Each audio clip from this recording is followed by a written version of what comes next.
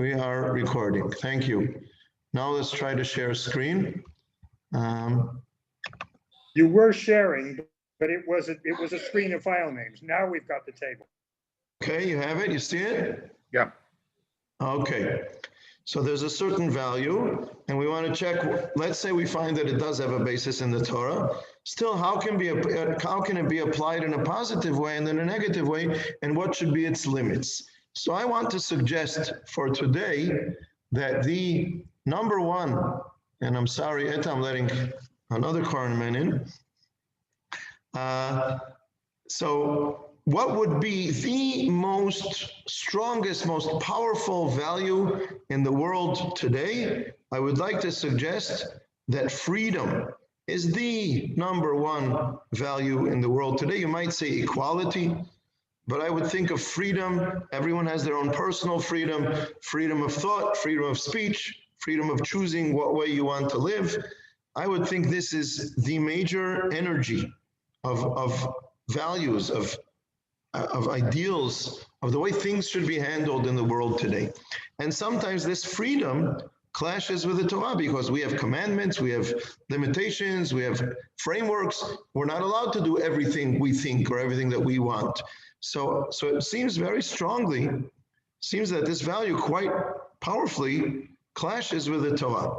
So I would like to take this as a first example and to ask, first of all, is there, and if there is, where is there a basis in the Torah? I am not comfortable with screen sharing because I like to see everyone, but so I put it there just for us as an example, and now let's discuss it a little bit. What would you say is there, and if so, where in the Torah is there a basis for the value of freedom and personal autonomy in the Torah?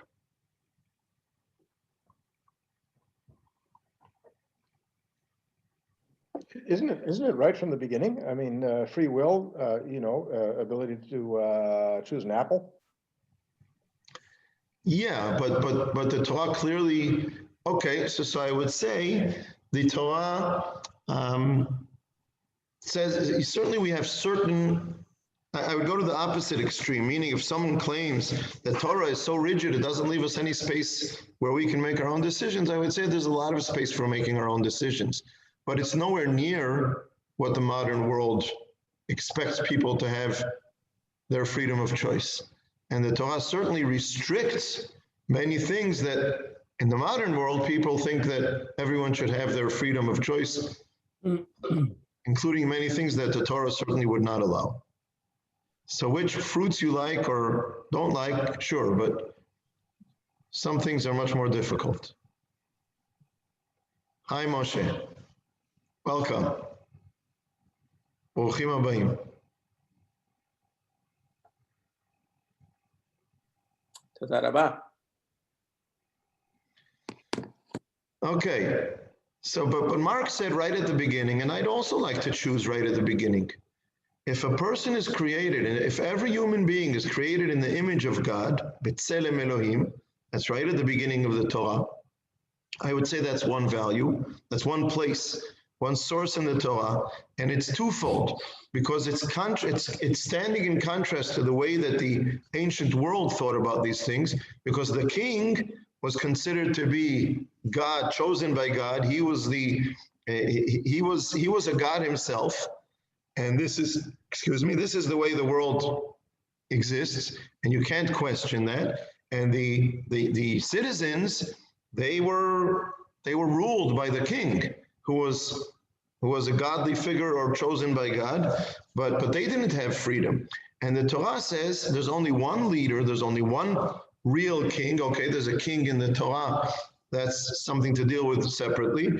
But that, I would say, that king is just a ruler, but the real king is Hashem himself. And everyone underneath Hashem has their freedom. So that gives it weight. The other thing is, if everybody is created in the image of God, then there's something godly about every individual. And you can't just say, well, forgive me, I don't speak this way, you're an idiot, what you say doesn't matter, you're stupid. this person is created in the image of God. I can disagree with you. I can firmly disagree with you. I can struggle against your opinions, but I can't just turn you into dust because you're an image of God. So every person has something there within him intrinsically that says, I have to listen to what he's saying and consider what he's saying. That gives strength, that gives depth, that gives power, a value to every individual. It does not mean it's the only value in the Torah. This is what I think the modern world sometimes does wrong. There are many other values in the Torah. It has to be balanced with other values. But yes, having freedom up to a certain point, I would say, is a value that the Torah strengthens. By the way, I would also consider the story of Yetziat Mitzrayim, which of the Exodus, that has been such a powerful energy throughout human history to push for freedom. It took so long, until the 18th, 19th century. It took so long for it to become a law, a value that our nations, our states adhere by. But it's been there all along as an energy pushing for freedom. And I don't think anyone, I mean, maybe if there is someone, okay, but I don't think that it's a strong movement or a strong energy. I don't think that religious Jews in the world today are pushing to go back to slavery. I don't think anybody has any thoughts, any push in that direction. We're very happy to abolish slavery and accept that every person's personal freedom as a value which comes from the Torah. So that gives it strength. And at the same time, please feel absolutely free to interfere at any moment. Okay? Don't wait till I say, okay, now you can speak up. Feel free. Go ahead. So is a better description rather than freedom, maybe personal autonomy? Yes, I agree, but autonomy also is in the Torah is restricted much more than what the world would accept today. Everyone has total autonomy as long as I don't, in the world today, everyone has total autonomy as long as I don't directly harm someone else. The Torah gives much more demanding and limiting restrictions, and it seems to clash with this personal autonomy. And the Torah has punishments for things that the modern world would say, well, that's every person's individual choice, what he wants to do. You can't punish for that. You can argue with him, but you can't punish for it. So it's certainly much more limited in the Torah than it is in the modern world. What I'm saying is, yes, autonomy is a value, a Torah value. Every person's autonomy comes from his being created in the image of God and being a free person. So I'm saying it's a positive value. Now we need to find a way to balance it and to counter the way the modern world looks at it, but not by saying to the modern world, well, you're all wrong. You got it all wrong. It's not important. Freedom is not important. Autonomy is not important. No, I'm not saying that. I'm saying it's very important. But now let's look for the values that create balance to that don't leave it as a sole value, as if there are no other values around. I would ask about the role of morality in Torah and modern society. Please explain. Well, we have a set of morals that we are supposed to follow, both civilly and religiously, and sometimes they're different and sometimes they're similar. It's connected to the issue of freedom, of course, in very much the same way as you just outlined. Sometimes they're in conflict, sometimes they're in agreement, but a lot of what we hold to be morality has its origins, of course, in biblical literature. And I would say, thank you, Mark. I would say that the modern world mostly has values of refraining from, meaning it's a negative value to hurt someone else. But it doesn't. Maybe it's a virtue to do something good for someone else and give a Nobel Peace Prize to someone who does for someone else. But there are no obligations. You are not obligated to do anything good. You are only restricted from harming someone else. Whereas the Torah gives a lot of strength and obligates us to seek good, to do good, to try and look around and do good for others, and not only refrain from hurting others. That's a big difference. And maybe modern world doesn't like that, but I'm okay with that one. And I would say yes, it's important. I believe that we have a role in the world, a mission as individuals. And not only, okay, you're an okay person, you don't hurt anyone else, you're not going to jail. There's more to life than just that. And I'm happy that the Torah is pushing us to do more than just not being a bad person. And that creates limits and balance. So I would say here's an example. A positive application of freedom is to abolish slavery. I do not want in any way to accept slavery, to come to terms with slavery. Absolutely every person should be free from being enslaved by any other person. But a negative application of it is everybody is free to live whatever way they like. They don't have to do anything for anyone else in their lives. They can go live on an island alone and never do anything for anyone else. I think that's taking it to a negative extreme.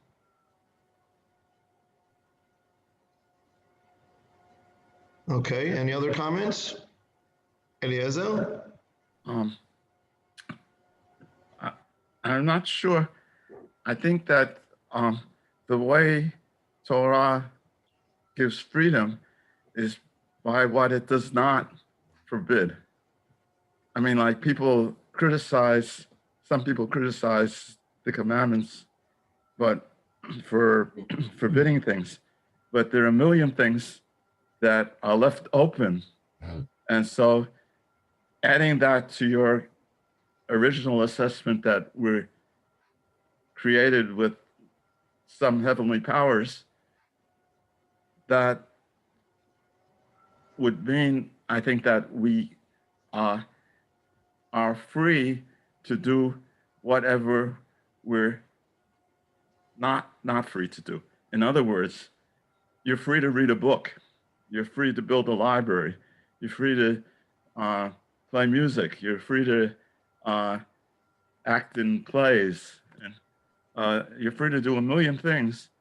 And that's what makes life rich.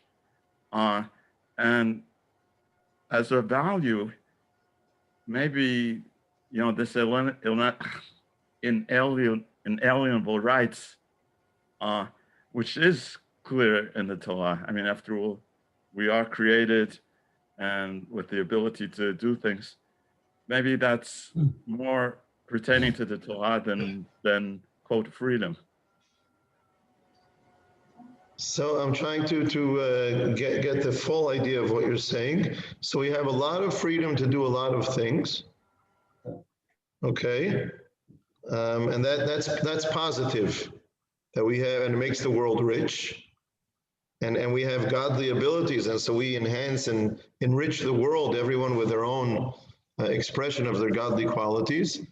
And what would you say, but still there are places where it clashes. In other words, I want to express some, for instance, music or acting or examples that you gave, and yet I can't do it in any way that I choose. There are certain restrictions on how I do that. It doesn't mean I can't do it, but the people say artists, people who deal with art, different forms of art, claim that if there are any restrictions, it's not art. In order to be art, it has to be totally without any restrictions. I'm being careful here because I am not an artist myself in that sense. So maybe there's something I'm missing, but it seems to me that you can be very creative and have a lot of expression of art while having certain restrictions over art, because not everything should be expressed openly and freely and publicly in the world. So well, there's sort of an obligation to try to understand as little as one can, but I mean, to understand the divine plan, in a sense. okay. And we don't have freedom. If we can interpret that, we don't have freedom to go against it. Okay, so you bring in something else, and that's the word divine. And I would add, before I say the G word, I'll get to that in a moment. But I would throw in the word sovereignty, meaning who is the sovereign? In the modern world, modern values, man is sovereign, right? Look at the state. We have a democratic system. We vote for someone to be the prime minister or the president, but he's not sovereign over us. The people are the sovereign, and we are the sovereign. Whereas the Torah has a different sovereign. That's what I meant by the G word. Okay, it's the God word. There is someone above us, and I'm saying so. So that's a big difference. It means that every human being should be free from the enslavement of any other human being, and the king or the prime minister or the president should not be sovereign over us. We give him the power and we work out a system together. But there is a limit to that, and that is God. There is above us. We are not the top of the totem pole. There is something above us. Now we can argue about, can we prove that? What do we know that he said? What is the religion? Which is the right religion? Which is the right interpretation of the religion?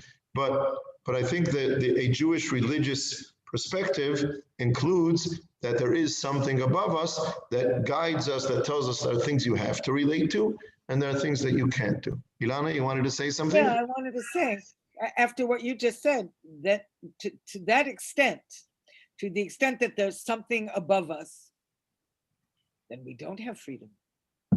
Right. But I think the modern world doesn't see that. We may have obligations. We may have obligations to fulfill this, that, and the other thing. But the minute you say that, then we don't have unrestricted freedom. I agree. I don't think we have unrestricted freedom.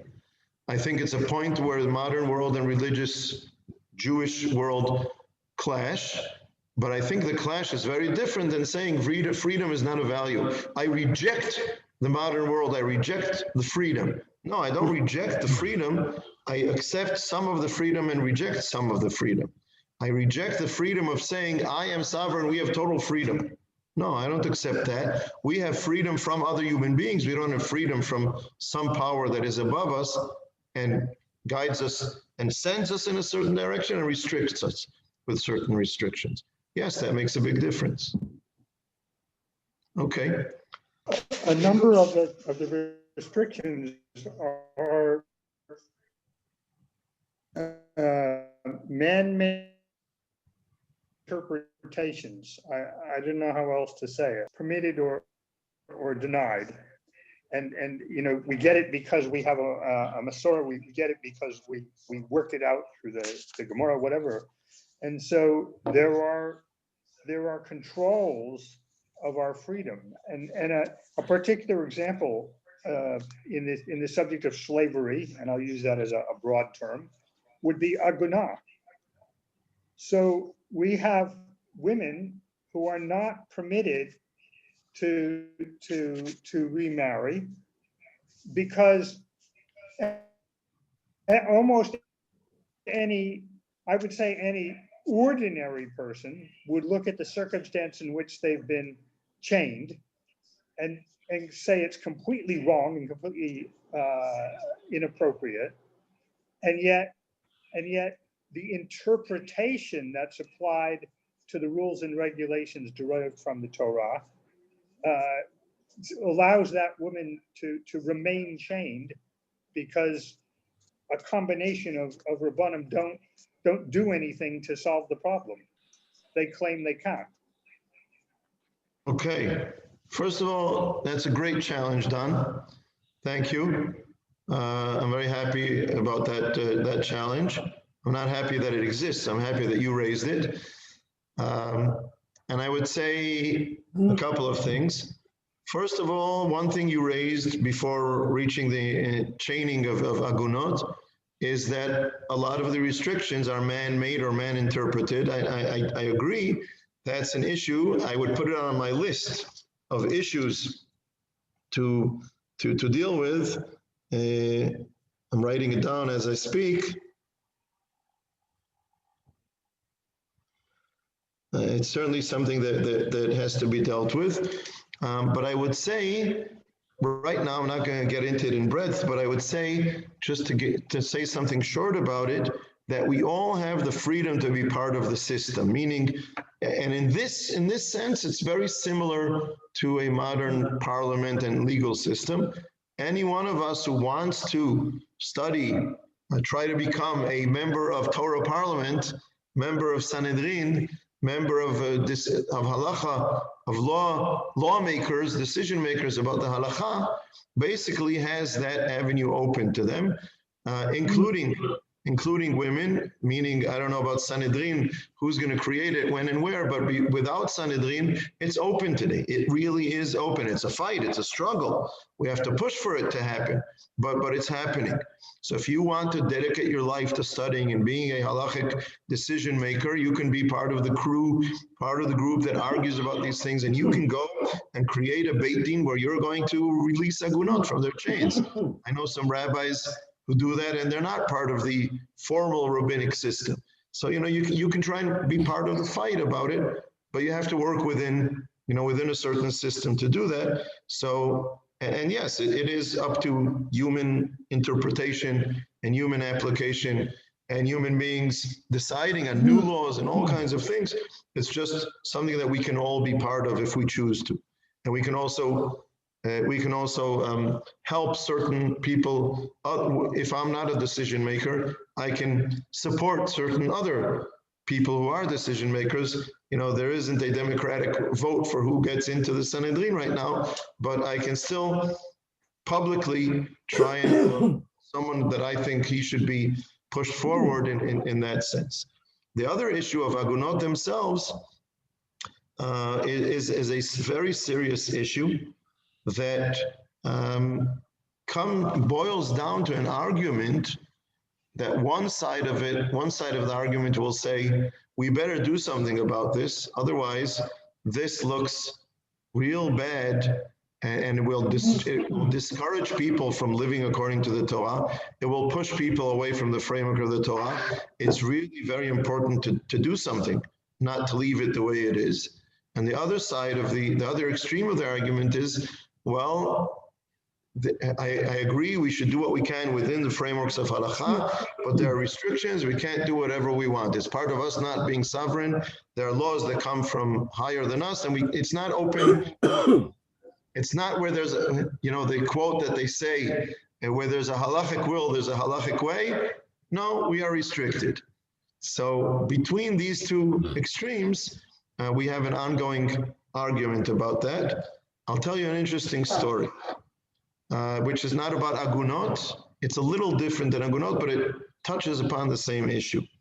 A couple of years ago, one of my rabbi friends asked a group of rabbis about, there's a famous heter in halakha. If a man is married and according to Torah law is allowed to marry more than one woman, but according to the minhag of Cherem de Rabbeinu Gershom, for more than 1,000 years already, we are restricted, thank God, not to marry more than one woman. I once had someone who argued with me that we are going to return to the Torah law and be allowed to marry more than one woman. We were doing shmirah in the army on the Hermon. It was great shmirah. 3 hours went by like nothing, having this argument with him. And I asked him, he was married, and wife knows that he thinks this is what he thinks. I don't remember what he answered, but that was what was bothering me at the time. But in any case, this is the reality. And if a woman, there are certain instances where a man can be given a heter mea rabbanim. If 100 rabbis get together and say he is allowed to marry another woman, then it can be permitted. Sometimes it's misused very seriously. The man is refusing to give a get, and then he gets some rabbi friends of his to give him a heter or things like that. Certainly immoral and misused. But there are certain instances, this rabbi friend of mine was asking about a person whose wife became not capable of, not functioning, whether it was Alzheimer or whatever it was. She was not functioning. He took the best care of her that anyone could. And at the end, he put her into a certain home where she was really well cared for, and he took care and saw that everything was cared for. And then after a few years, he wanted to get married. She was alive, and he wanted to get married. And this rabbi was asking his rabbi friends, what do you think? Can we arrange this? And everyone was supportive, and I was against it. Why was I against it? Because I said, if it was the other way around, we couldn't give a heter mea rabbanim for the woman to get married. So if we can't find a way to let the women get married, we should not allow the men to be married. And other rabbis argued with me, you're not making one wrong right by making another wrong. We have a problem with the issue of the women. Yes, that's a problem. We all identify with that. But by making men suffer, just like women, you're not making the women suffer less. So why make more suffering in the world? And my position was, if we push and don't allow, either we find a way to let the men and the women be married, or neither, then we're going to push in the direction of finding a solution for women in this situation. I was a lone cry in the how do you say, in the desert, wherever, until one of the rabbis in the group found a letter from Rav Soloveitchik from decades ago. I mean, Rav Soloveitchik died in 1993, and he was out of commission from 1985, I think it was. So so this letter must be from the 60s or 70s. Rav Soloveitchik said that you should not give today a heter mea rabbanim, because the world cannot accept that we have a solution for the men and we don't have a solution for the women. So it will go against the Torah. It will cause damage to the presentation of the world. So it's fascinating that Rav Soloveitchik, more than 50 years ago, or maybe 50 years ago, already thought this way. It's interesting. So I understand what you're saying, but I can also understand the argument as about how you balance the two values. Yes, the value of freedom is very important, but the value of the restriction of the freedom by saying there is something above us, we are not sovereign, is also important. So we're looking for the balance between the two. As a person who identifies with both values and looks for the balance and the right combination and has a clear position that yes, these problems are solvable, I would agree with you, we should do more towards solving these issues of agunot. But on the other hand, at the same time, I can understand the argument of where exactly you draw the line and what is the balance between these two values that I would say, each one of them that I would support. But thank you very much. That was a very important point. Okay, so I think we've used this as one example of how we look at a value and we try and see where it has a positive place according to the Torah. On the other hand, where it's limits. How can we apply it in a positive way? By the way, another example of applying it in a negative way is pashut, simple permissiveness, sexual permissiveness in the world today. Freedom, yes, but the freedom of the world today is a lack of commitment. People people don't connect to the idea of commitment. How can you live in a world with commitment to a spouse, to family, to community, to other kinds of commitments? There's such a strong lacking of commitment in the world today because everything is free.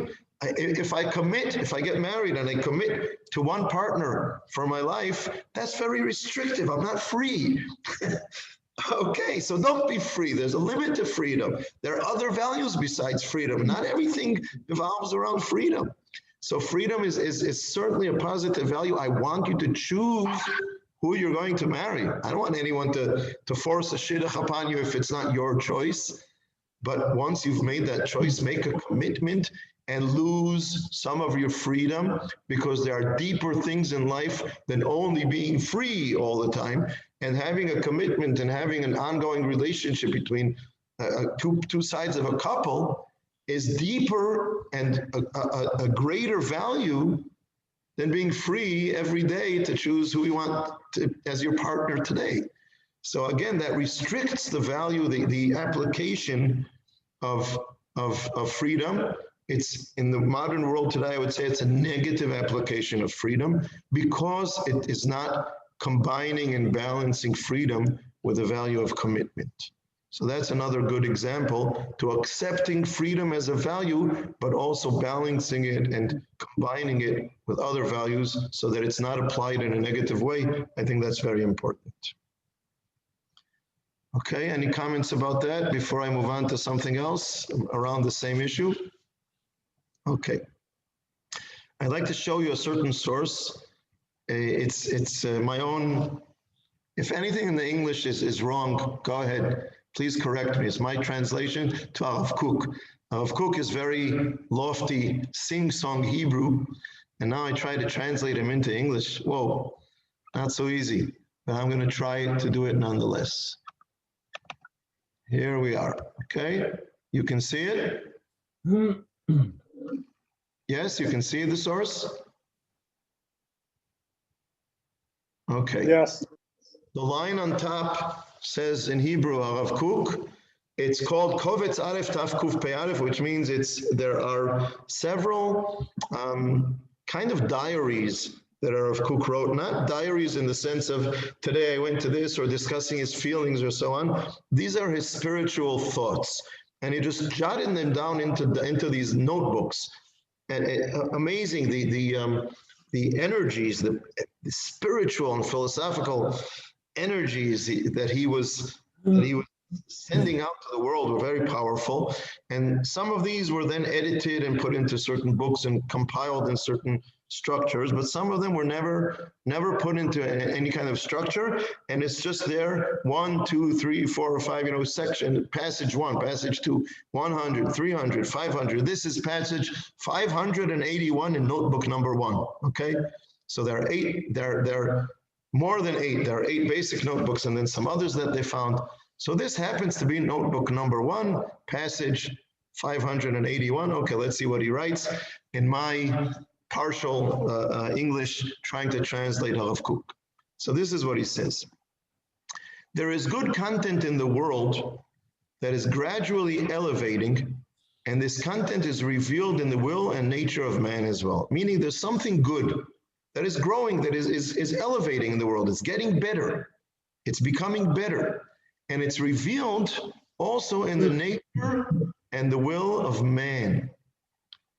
Let's go on. I think it'll explain itself. In the past, the nature and the human will was more wild. I put in 2 other words, savage or barbarian. Okay, it was wild. It was barbarian.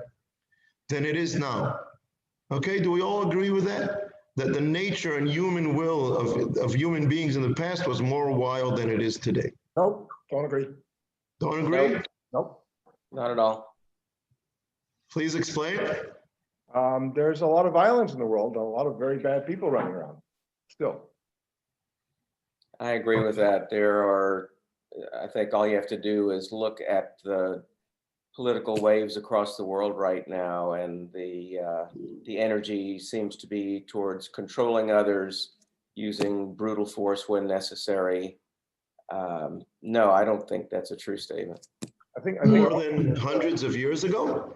I think also perhaps a bigger, I mean, when one can argue, are people more evil or less evil than they were in centuries past? But I think one of the big differences about today is that anybody who is evil has the means to commit that evil on a much, much larger scale than they could in time. Yes.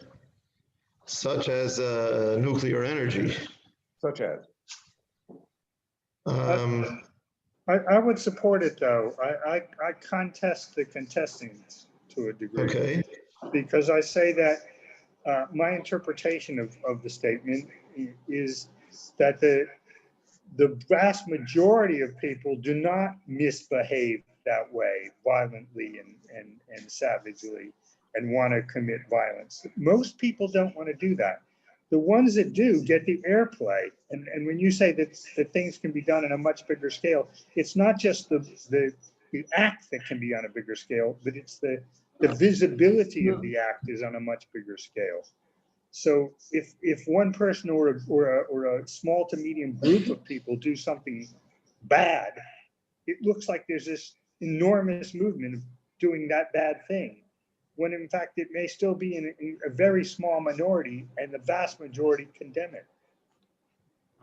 I don't know if Rav Kook would have said this after Hitler and after the bombing, atom bomb being dropped and things like that. And maybe you can interpret this as the norms were more wild and savage. It was normal to behead people and to hang up their heads on the entrance to the city and things like that, and to kill off everybody when you win a war. Right.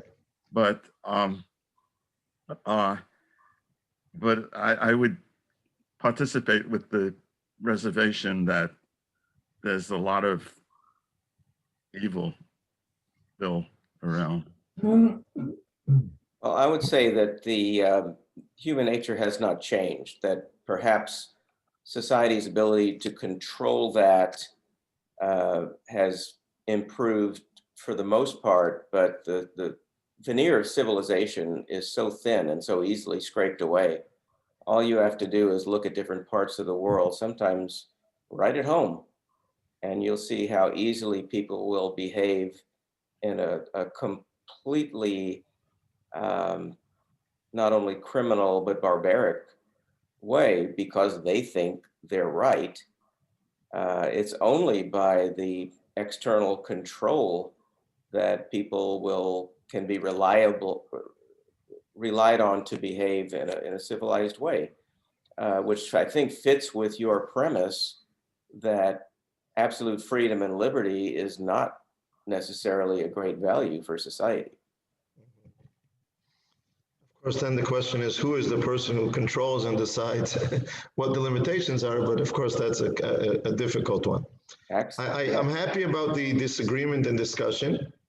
I just want to, I'm not, this is not a halachic authority deciding who's right. I'm just going to join the discussion supporting what Rav Kook is saying here in the sense that you look back, it was totally legitimate to go to war for whatever reason you chose, whether you wanted to become more powerful and more rich, and your nation is going to kill the other nation and take their land and take their property and take their values, their valuables and things like that. It was totally acceptable. And of course, when you did, you just killed everyone, like I think Eliezer, you said, and that was absolutely fine.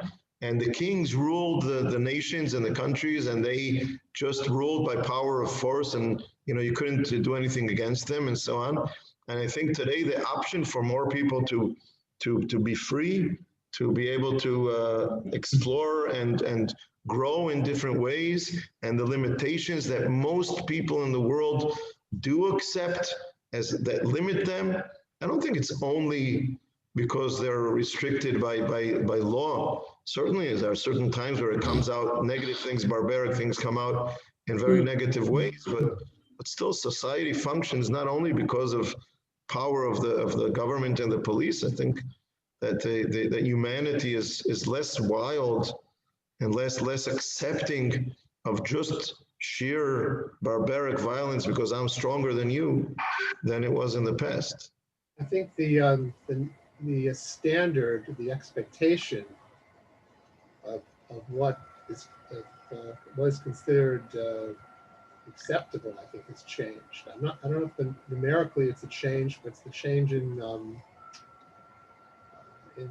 what the ground rules are, and what I don't know if it's a statistical thing, but it's like and it doesn't change the numbers because it's not acceptable. So less people. I agree that sometimes we have the scientific or technological abilities to do much more harm when we act like animals, when we act in barbaric ways. But we do it less times, less people do it because in the past everyone was doing it. And now it's a certain couple of Michigan people around the world to do it, but mostly, and they if they gain great power, that's really, really bad. But generally, the world and human beings as individuals, humanity as a whole, is much less accepting of these behaviors than it was in the past. I guess that's think, what I was trying to say. I think people are less accepting of physical wars, but there's a lot of bad, ill-feeling, religious wars, wars against power going on in social media. And there are other means. People can sit in their armchairs now and fight a war. At least, yeah, they can do shaming. They can cause someone to commit suicide by doing that. But still, I think there's I still think it's different than the way human beings behaved physically and with physical violence in the past, basically without any restrictions. As long as they were strong, they could do whatever they wanted. And they You know, and did. many of those wars, especially in Europe, were around religion. Okay, so we've kind of toned that down a lot in the world today. I mean, we do have some ISIS we? kind of religious wars in the world, but they're the extreme. They are the out of the ordinary. Well, I don't know. I mean, I don't know. I think if you look at the concept of war over the centuries, there's a concept of total war, right? And total war involves the entire society, and the entire society is the target, and the entire society is the what shall we say, progenitor of the war. You know, but these kinds of wars didn't happen until maybe 200 years ago. Before that, you know, war was fought by. I mean, you read some of the classics from Greek times, for example, and you find that, you know, there were a couple of hundred guys who were running around on a battlefield with spears and having it out with each other. And whoever won got to set the rules for the rest of the society. That was fine. But the number of people actually involved in the violence was very small. Now, that wasn't always true, of course. I mean, we have the sacking of towns and cities and massacres, et cetera, in antiquity. That's obviously all true. But the concept of total war is something that only arose in the last century or two. Well, one could mention, I mean, the United Nations gets criticized a lot, but one thing which I think is a wonderful thing that they did was, in principle, outlaw aggressive war. And that's, I mean, that's a, I criticized, you know, people in my last statement, but you know, that is a fantastic thing that we've progressed to. I think the fact that there is a United Nations, even though I will join a lot of the criticism, is an amazing achievement, and it does restrict certain things in the world. I mean, a lot of it is distorted, what they do restrict and what they don't, but still it's way ahead of not restricting anything. Rabbi, I think to me the question is the good content in the world generally gradually elevating because people are becoming better, or because we have several generations that have been educated to think differently and to see value in a different way? Where did that come from? You mentioned that a lot of the wars through history have been religious, but I'll propose that a lot of the elevation in behavior is from religious ideals. I think the morality of Western society basically comes from the Torah. You know, I don't think you can find something that we consider good manners or good values that doesn't come from the Torah. So as our society in the West moves farther and farther away from religion and more towards humanism, I think things are going to get worse. Okay, I will. Decline in religions across the board, and in religious teachings, and in reliance on religious authority. That I think you're correct, Michael. Interesting, very interesting. But okay, let's say that, I mean, first of all, I agree with Moshe with what you're saying, in the sense that, yes, we can be happy that the Torah has influenced the world, but okay, maybe it's not just happening on its own, but it is gradually elevating through influence of the Torah, through the Bible, in where it's called the Bible or whatever, and things like that. But it's causing a certain sense of process of elevation. In any case, I'd like to take, first of all, this discussion was great, and thank you, everyone. And I'd like to take a moment to still look at what Rav Kook is saying here. He's saying that it has elevated, but he also says, I stopped in the middle of the second, it's not the second paragraph. This whole thing was one long paragraph. That's the way Rav Kook wrote. He didn't stop for paragraphs. He almost didn't stop for sentences. He just kept them going. But I kind of cut it up into smaller particles, this paragraphs. So in the middle of the second paragraph, he then continues and says, and in the days to come, it will be more agreeable and good than the present. Agreeable is a word that I chose. The word in Hebrew is noach. Noach could be considered comfortable, but I don't think that's what he means. It means that he's noach with everyone. He's agreeable. He doesn't create friction. Human beings will be elevated further in the days to come, will live with less friction between them and be better than they are in the present. But the result of this, he says, is in the next paragraph. In the past, the essence of Torah and morality was directed mainly towards the abolition of the power of the natural will of man, because there was a lot of evil in it. And towards the future, it is gradually taking on a new form until the demand, the inner need of freedom of the will of man demands moral demands that will allow its desired expansion. Then it will be seen how much good is hidden in it.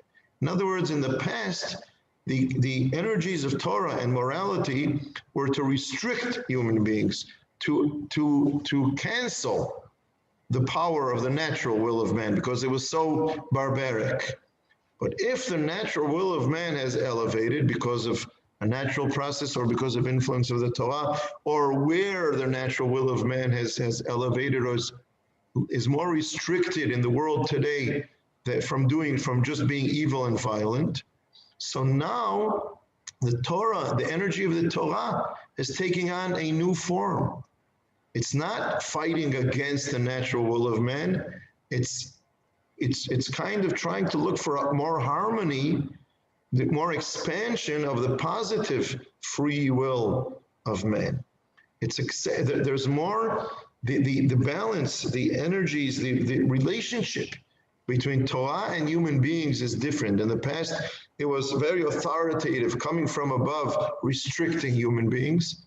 And today, it's looking for a different form where it kind of more creates a certain harmony or directive for man, but not being as powerful and controlling as it was in the past, because of this notion, right or wrong, that human nature has been elevated. But, says Rav Kook, and I think based on some of your comments, you might agree with this next paragraph, but within the contemporary will, there are still some slag. I don't know if it's right to say here in singular or what's the word, in plural, but this is the way Rav Kook says it in Hebrew, so that's the way I translate it. Within the contemporary will, there are still some slag, and out of the purity of the good sparks of the will that has been elevated, these slag also desire to gain freedom, and their freedom will destroy the world and pollute it. So certain things about human beings have been elevated, about human beings' free will, natural will have been elevated, but there are still some slag. And because the good sparks of the will have been elevated, so the slag also want freedom. And that's going to be very detrimental. That is going to pollute the world, because everybody wants total freedom, and we're not ready for total freedom. And here, Moshe, I would say, Rav Kook is saying the same thing you said before. No, we're not really ready for total freedom. Yes, there's room for more freedom than we had in the past, but we are far from being ready for total freedom. This is why, says Rav Kook, the war is immense, and every camp is justified in its defense and is thus justified in its fight. And he explains, those who are free fight for the sparks of the good of human will, that they should not suffer slavery unnecessarily, which is but for want. And those who are enslaved, who recognize the past and know in it the glory of its goodness, protect the bondage, lest the polluted parts of the will ruin the noble building of the world. So there is justification for each of the two sides, each of the two camps. One camp is people who recognize the value of freedom because it's done good things for the world, and those things should be allowed to be expressed freely in the world and should not suffer slavery. It's just for want. It's not positive. But then there are those who recognize the value of the enslavement of the past, how being restricted and having someone above us pushed us forward, and they protect the bondage and don't want the world to allow human beings to have total freedom, because that will only cause to ruin the noble building of the world. And the most difficult thing is the last paragraph, and those of great soul, people with great souls, should mediate the peace between the warriors showing each one of them what is the boundary that truly belongs to him. There is room in the world for freedom, where human beings freely bring out the good within them. That should be encouraged. That should be strengthened. That does not mean that we are ready for total freedom and there is no place for bondage, for being restricted by a higher source, by a higher power. Because if we do that, then we will, if we abolish any acceptance of a higher power, then the polluted parts of free will, of natural will of human beings, will ruin the noble building of the world, and we have to mediate the peace and find a place for each one of them. So there's a tug of war going on, kind of, between these two different powers, these two different energies, and each of them has its place. The difficult thing, and we need great souls to mediate this peace, is to find the right place for each one of these two different energies. Just to give an example, I would say, don't give a young child freedom, okay? A young child should not be allowed to run around freely. We are in favor of freedom. Let our 3-year-olds run around. No, they will get themselves into trouble. They don't know how to restrict themselves so that they aren't damaged and they can damage others. And the same is true when they're 6 or 8. But as a child grows and becomes more wise and is able to handle himself wisely with freedom, it's not good. It is just for want if you don't allow him the freedom that he's ready for. And if you let him have total freedom too early, that's also negative. You have to find the right balance at every age, at every stage. Look at humanity as a child, different stages of development. We're not the babies we used to be thousands of years ago, says Rav Kook. We've grown up, we've matured a little bit. Maybe now we're children, maybe now we're teenagers. Don't let us go. Don't let us totally free, because that will ruin the noble building of the world. But don't restrict us where we've matured and we are capable and ready for freedom. So Rav Kook is saying, and I hope we can think of this above the disagreement and argument that we had before, but maybe not. It's open for free discussion. You're free to think whatever you want about it. You don't need me to give you that freedom. But what Rav Kook is saying is there are parts of freedom that are very positive. Don't restrict them. Don't hold them back. Just because in the past they were restricted doesn't mean they should be restricted today.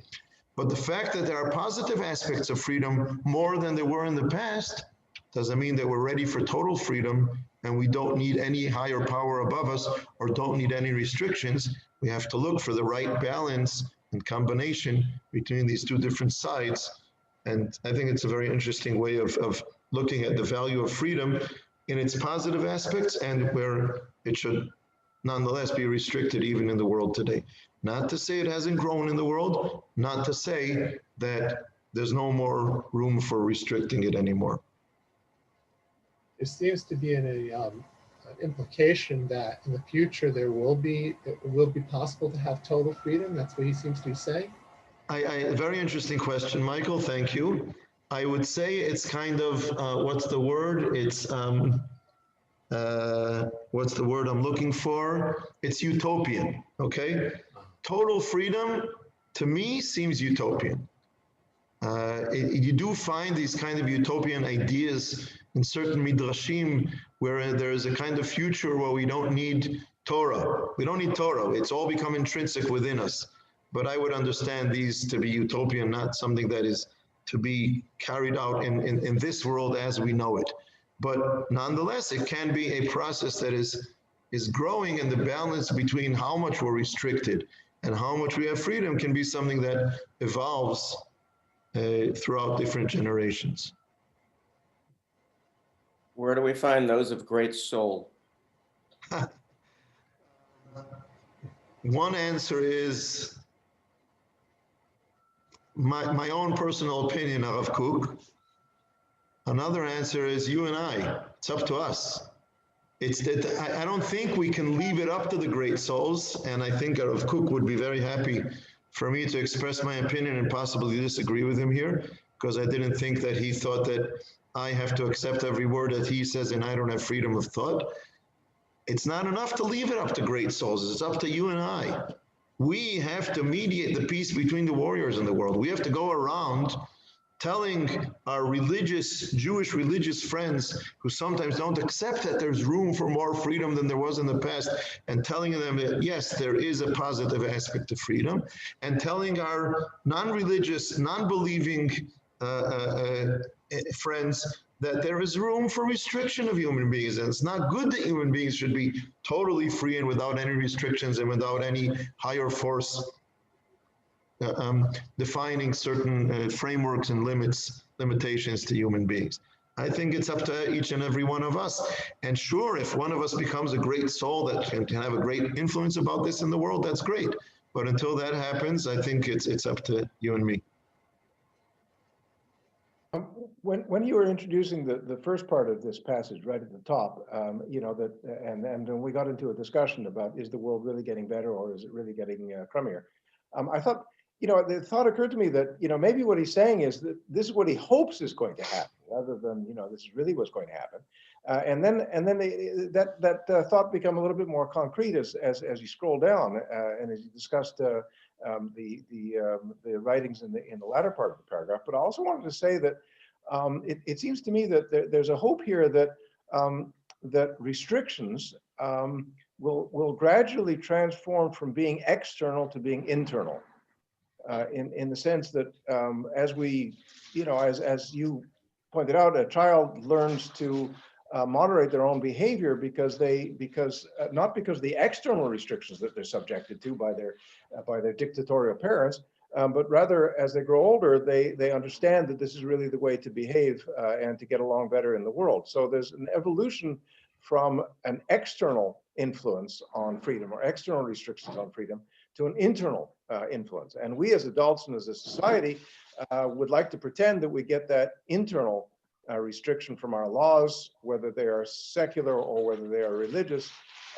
But yeah, we're getting moving, I think, or the desire is moving from external to internal. And if we become mature enough that we really can regulate ourselves from internal restrictions, then indeed external restrictions become less onerous, less strong, perhaps. And the question goes back to what Michael asked before.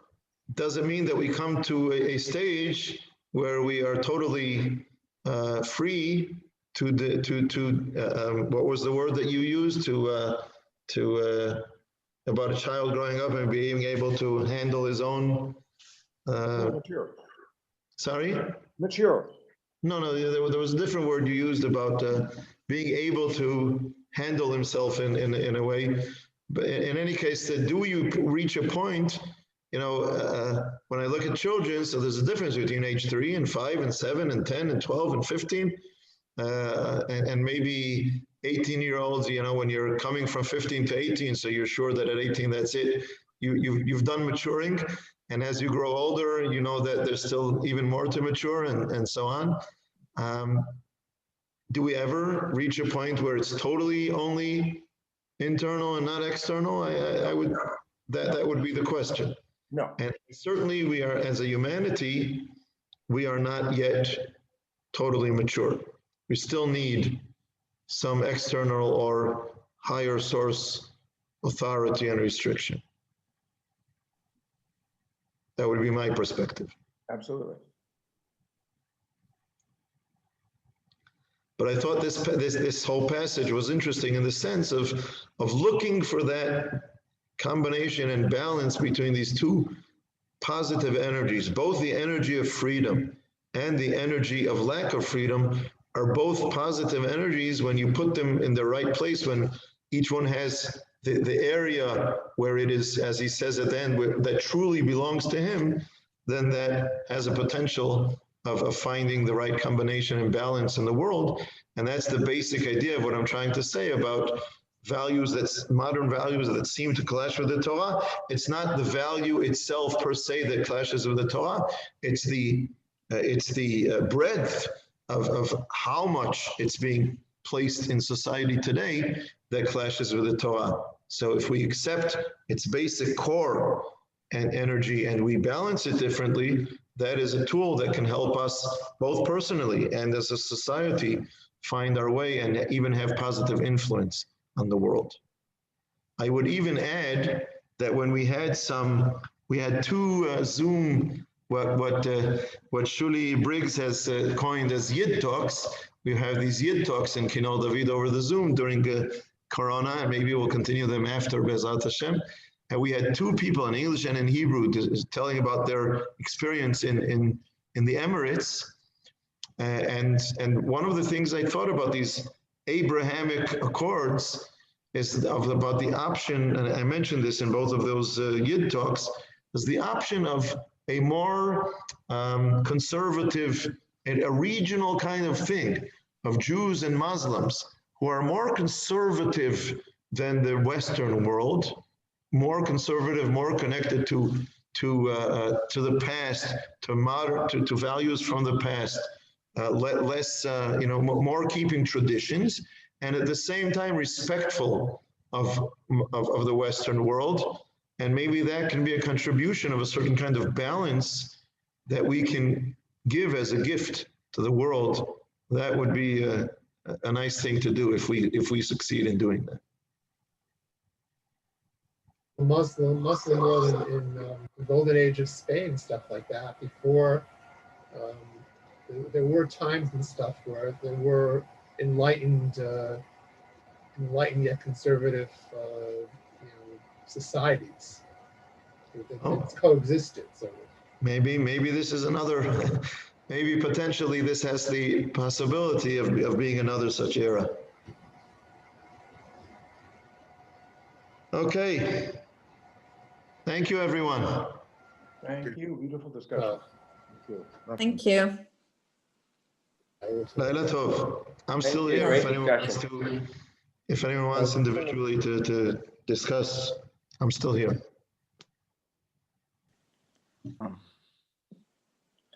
Well, there was one. Oh, I'm sorry. I'm going.